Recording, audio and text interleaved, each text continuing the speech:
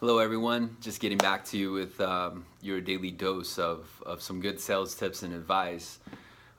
This particular video is really going to help out anyone who is in telesales or works out of maybe a call center, or even does a majority of your communication by phone when selling or promoting your product.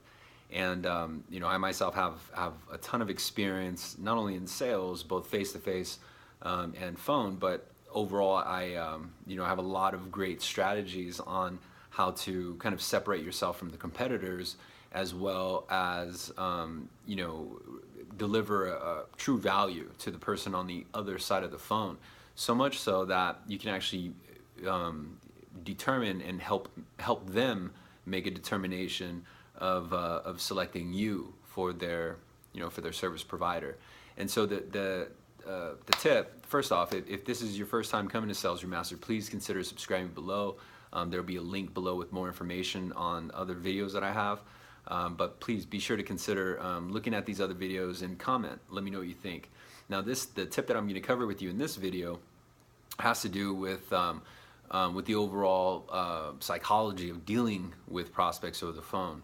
And it's a pretty powerful tip. This will actually help you if you're like me, that my product's not tangible. It's not something that they can actually hold in their hand. It's a financial service that assists them with their primary mortgage. And so, my particular line of work, I need a license to do my business. And whether you need a license or not, it doesn't necessarily matter. What matters is just the strategy overall that's being used by phone. And so I can cover a few points here. First off, a common question that I get is the absolute best way to prospect over the phone. And fortunately, with technology, we have most of us probably have two monitors or two screens at our desk, and even if not, you can get creative and make this work. But it's so easy to find out who it is you're talking to over the phone, whether you Google their cell phone number or you Google their name, and let's say you may know where they work. In my line of work, I have to find out where they work. I need to know their full name. I need to know their date of birth and their social. And so on the phone, I'm gathering a lot of very sensitive information. And so you got to be pretty strategic the entire way, because they've never met you. And you're asking them about financials, how much they got in the bank, their credit history, their marital status, kids, how old they are. And so you're going really, really deep into some information that not everyone's comfortable with talking to a stranger over the phone.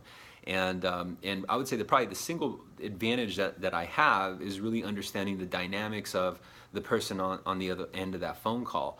And whether you're a homeowner or you're not a homeowner, at the end of the day, everyone has common traits about them. Common traits like procrastination, overthinking, wanting or feeling the need to compare, or kind of like feeling the need to get the absolute lowest price. And this is from a consumer standpoint. So take a step back and actually look through their eyes for a second, because these are who you're facing every day as your prospect, as more or less your opponent. You have to be able to kind of persuade them to give you enough information to break down the true reason why they need the outcome of your service and product.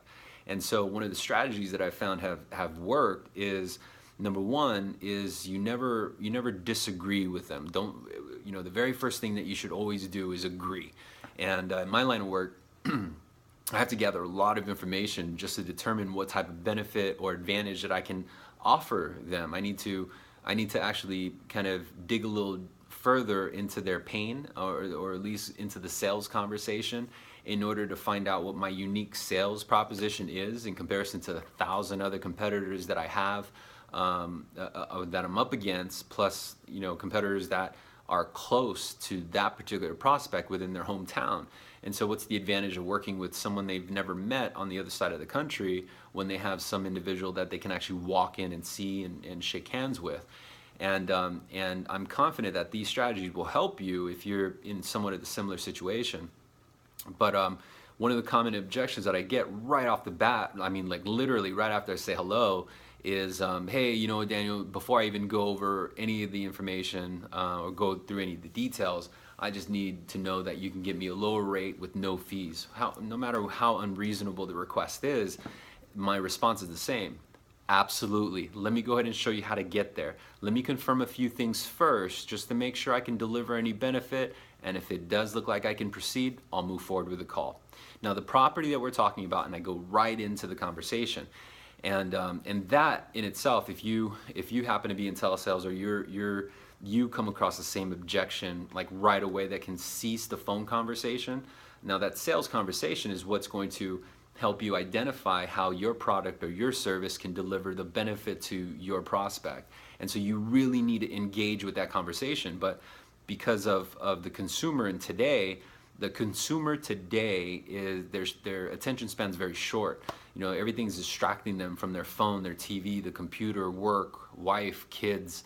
You know, you have all these moving parts that can destroy your opportunity in converting that prospect to a sale. And so if you reach an objection like that right off the bat, it's important that you agree. You agree with them and let them know and say, okay, perfect, absolutely, I can help you. You know, tell them that. Say, I can help you. I'm going to show you now. But before I move forward, let me ask a few questions first, just to make sure I can even move forward with our call. And by opening the conversation that way, number one is you're agreeing with the prospect, and then number two, you're also letting them know that you heard them, that you know they are limited in time and you respect their time, and that you kind of disengage their shield, because when they go into a sales situation, any consumer has this guard up, and that was their guard. Their guard is saying, hey, I just want to make sure I get the lowest rate and no fees.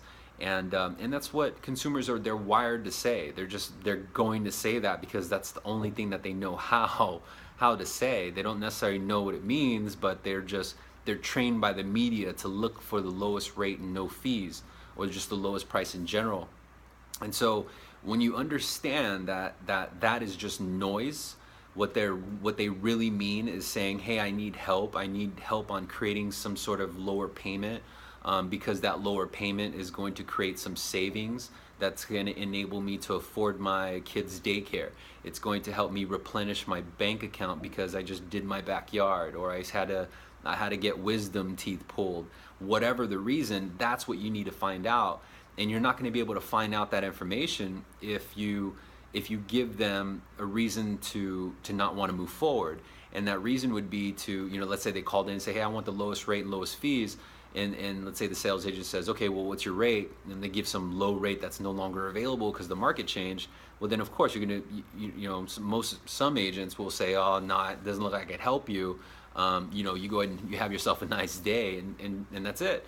But the company paid a ton of money for just that phone call, and more importantly, you're not giving yourself a fair shot and actually earning that person's business. Instead you may be listening to the noise. So the next time that happens, try that. You know, if they give you some sort of outlandish request, or they reference some outdated price on your product, and they said, hey, first off, just tell me if this is still available, you know, before I go any further or give you any information. And just agree with them. Say, yeah, absolutely, that's exactly what I'm gonna do. I can help you. As a matter of fact, I need to make sure I can even move forward with the phone conversation. So I'm just gonna ask you a few basic questions to see if I can help you save some time. And then move right into the prospecting, dig into that conversation.